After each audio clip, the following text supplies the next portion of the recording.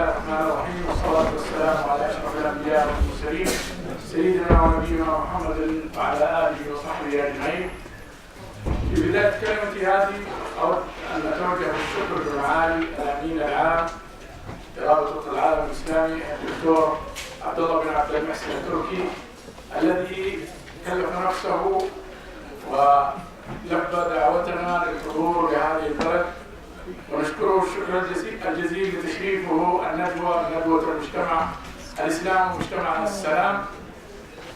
Ce colloque sur l'islam et la paix. Merci donc à lui de cette bonne initiative. Un grand merci également aux représentants des corps diplomatiques en Belgique et ailleurs. Merci à tous les orateurs, merci à tous ceux qui nous ont fait honneur de leur présence ici au colloque. Et nous invoquons Dieu pour que ce type d'initiative participe au bien-être de notre communauté et des communautés de ce pays. Merci également aux représentants des autres religions et confessions en leur souhaitant toute la réussite. Je n'oublierai naturellement pas de remercier les autorités belges qui ont également participé à cette initiative. Pour terminer, j'invoque le Tout-Puissant de nous d'accepter nos œuvres. Merci. Merci, M. Jamal. Permettez-moi de donner la parole maintenant au secrétaire général, M. Abdallah bin Abdel Mohsen al-Turki.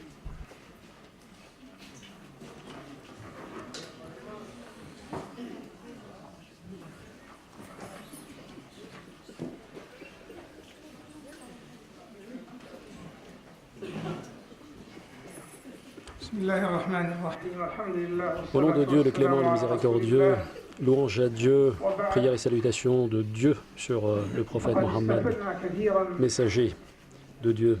Nous avons apprécié, nous avons également beaucoup appris des différentes interventions qui nous ont été faites depuis ce matin. Il est vrai que la tenue de ce colloque intervient dans le cadre du souci de la Ligue du monde islamique et de sa préoccupation de la communauté musulmane en Belgique. Nous sommes très soucieux de voir cette communauté participer pleinement dans la société belge, collaborer avec les entités publiques, mais privées aussi, et qui font partie intégrante de la société. Nous sommes tout particulièrement soucieux de l'intégration de ces minorités en leur société, tout en préservant les valeurs qui leur sont propres. Dans mes paroles liminaires, j'ai dit que notre Ligue, la Ligue du monde islamique, est très soucieuse de préserver ces communautés de par le monde, par le biais de centres tels que ceux-ci, centres qui permettent à ses membres de connaître les préceptes de la religion qui sont fondés sur la paix et la coopération. Comme moi, vous vous rendez bien compte que ce colloque s'est distingué par la qualité des orateurs et j'ose espérer qu'elle générera des résultats positifs, mais aussi des plans d'action pratiques à l'avenir. La Ligue du monde islamique est tout à fait disposée à tendre la main, à coopérer dans ce cadre. L'organisation de sessions de formation, l'organisation de colloques et de conférences, coopérer avec les médias, mener des études d'experts. Et pour cela, il faut coopérer non seulement avec les centres d'études islamiques, il faut également que cela se fasse de façon plus large avec tous les experts en la matière. Comme on l'a dit, nous faisons partie d'une seule et même famille, la famille humaine, un même créateur et un même destin. À nous d'obéir à notre Créateur et à maintenir notre contact permanent avec lui. Le message de l'islam est très clair. C'est un message qui regroupe l'ensemble des révélations depuis le tout premier prophète Adam jusqu'au prophète, le sceau des prophètes, le prophète Mohammed, que les prières et salutations de Dieu soient sur eux. Tous se sont acquittés d'un devoir, à savoir d'amener la créature de Dieu à adorer son Créateur. Et l'adoration ne passe que par l'obéissance. Raison pour laquelle il n'y a aucune raison qu'il y ait de dispute ni de différend entre les fidèles des différentes confessions. Il n'y a donc aucune raison que ce type de différend existe. En tant que musulmans et en tant que saoudiens en général, nous sommes très ouverts vers le monde, ouverts au dialogue interculturel et interreligieux. J'aspire à recevoir toute proposition, toute suggestion de coopération avec des institutions, avec des personnes, avec des experts, avec des chercheurs. Et encore une fois, je voudrais réitérer ma gratitude aux autorités belges qui nous ont facilité l'organisation de ce colloque ainsi qu'au Centre islamique de Bruxelles. Merci au Centre, merci à son directeur, M. Jamal Moumina, ainsi qu'à ses collaborateurs. Merci des efforts qu'ils ont entrepris pour la bonne réussite de ce colloque. Que Dieu nous agrée de sa réussite et que Dieu nous mette sur le bon chemin, ici-bas et dans le-delà. C'est une phase transitoire qu'est la vie. C'est une phase qui se clora par la mort. Et après cela, ce sera soit le bien, soit le mal. Espérons tous que notre destinée sera toujours vers le bien.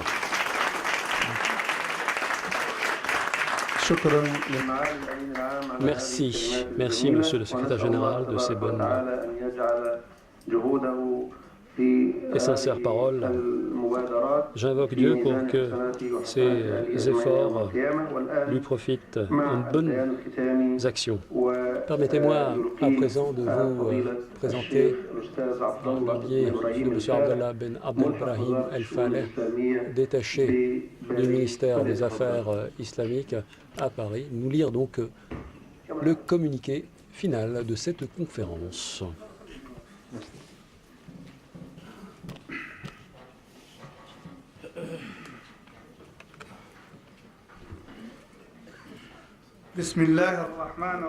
Au nom de Dieu, le clément, le miséricordieux,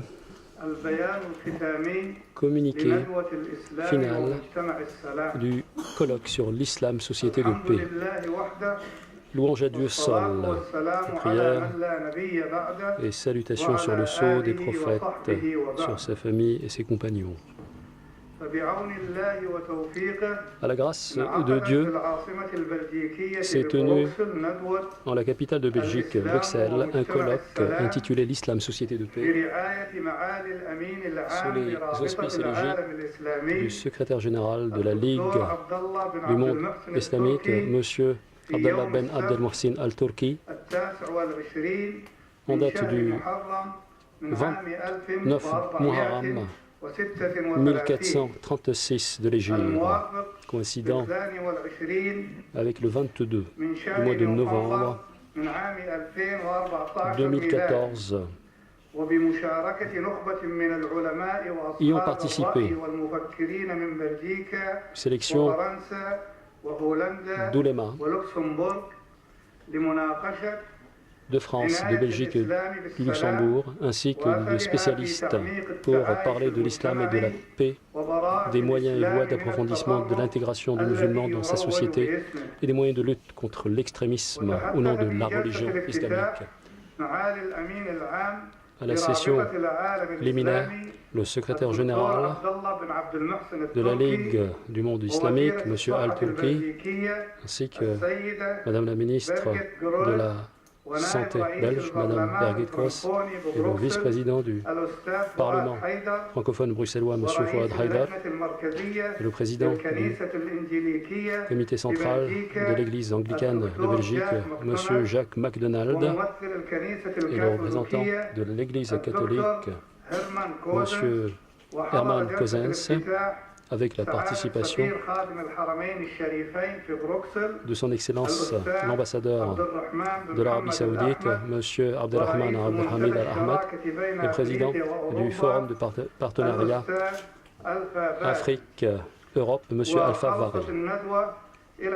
À la fin du colloque, nous sortons des conclusions et recommandations suivantes. D'abord, le devoir de répondre à ce qui se dit de négatif sur l'islam, d'allégations fausses qui ne servent pas à l'homogénéité et à l'harmonie sociale. 2. Mettre en évidence le rôle de l'islam, à savoir celui de la paix et, et du bonheur pour tous, et disséminer cette culture. 3. Confirmer que le terrorisme est un crime ignominieux qui ne peut être accepté par quiconque dans la mesure où il met en danger l'homme et les biens. 4. Confirmer que la résolution des crises et problématiques actuelles ne peut se faire que par le biais de coopération de la société civile et des entités publiques et des spécialistes des religions et des cultures. 5. Mettre l'accent sur le fait que les jeunes sont la colonne vertébrale de chaque nation. Ce sont les forces des jeunes qui construisent les nations et qui permettent à celles-ci à davantage d'aspiration. Il convient donc de consolider les efforts entre l'ensemble des parties prenantes, et ce afin d'organiser des programmes de culturation, afin de mettre les jeunes en conscience par rapport à ce devoir. 6. L'obligation d'appeler les musulmans à s'attacher à la modération qui est le principe même de l'islam. Nulle exagération à la religion, et de se prémunir de tous les mauvais slogans qui n'ont pour but que de spolier la nation au nom de la religion, qui n'a rien à voir avec ces allégations. 7. Mettre en évidence la place que donne l'islam aux droits de l'homme et à la justice sociale et aux libertés. 8. L'importance de tirer profit des moyens de communication et des médias modernes pour faire connaître la tolérance de l'islam et son devoir de lutter contre l'extrémisme et le radicalisme. 9. Obligation de coopérer pour lutter de concert contre le radicalisme et l'extrémisme avec une meilleure coordination, et ce, en vue d'éviter le dislocage social et en vue d'éviter toute tentative qui touche à la paix et à la stabilité. 10. Mettre en évidence l'importance de la contribution des membres de la communauté musulmane en Europe de façon positive dans les sociétés dans lesquelles ils évoluent. Mettre l'accent sur leur devoir de coopérer pacifiquement et de façon citoyenne avec l'ensemble de ses concitoyens, de leurs concitoyens. 11. L'obligation du rejet de la violence et de l'extrémisme et du radicalisme dans la société de façon générale. L'obligation d'appeler au vivre ensemble pacifique entre les différentes franges de la société. 12. L'obligation de rejeter et de répondre à toutes les incitations appelant au terrorisme et à la violence, et l'obligation d'éduquer les jeunes pour les prémunir de ces appels. 13. L'importance de disséminer la culture du dialogue auprès des jeunes musulmans et leur sensibilisation au rôle qui sera le leur à l'avenir et l'obligation de les préserver de ces appels anarchiques qui sont ceux de la violence et du radicalisme. 14. L'importance d'encourager l'intégration des communautés musulmanes en Europe tout en préservant leur identité et en les appelant à respecter le tissu social et l'organisation sociale à laquelle ils appartiennent. Dieu dit dans le Coran, coopérez dans le bien et la piété et ne coopérez pas dans le mal et l'agression. 15. Fournir l'appui nécessaire aux institutions scolaires et établissements d'enseignement en Europe en renforçant la coopération et la coordination entre elles, et ce pour prémunir les jeunes et préparer les cadres dans un esprit de modération. 16. Exhorter toutes les entités sociales et culturelles à participer à une campagne internationale appelant à la paix et à la préservation des valeurs humaines et prendre et déclarer le premier du jour de Muharram comme journée internationale pour la paix. Nous remercions le gouvernement belge de sa bonne coopération et de sa facilitation de l'organisation de ce colloque. Nous le remercions de ce qu'il apporte à la communauté musulmane en soutien. Nous voudrions également saluer les efforts du serviteur des délégations de l'islam, le roi d'Arabie Saoudite, pour la consolidation du dialogue interculturel et interreligieux et pour ses appels pour le partage des valeurs humaines et démocratiques, pour le rejet de la violence et du radicalisme. Les participants au colloque ont demandé à la Ligue du monde islamique d'organiser davantage de colloques similaires et de conférences pour sensibiliser les communautés musulmanes de l'Occident des aspects les plus positifs de l'islam, que sont la modération, la paix et la solidarité, et pour le rejet du radicalisme et de la violence. Les participants ont salué les efforts entrepris par la Ligue pour la consolidation du dialogue de par le monde. Les participants au colloque ont également salué les efforts entrepris par le Centre islamique de Belgique, meilleur service de la communauté musulmane. Que les prières et salutations de Dieu soient sur le prophète messager Mohammed, sur sa famille et ses compagnons. Que la paix de Dieu soit sur vous.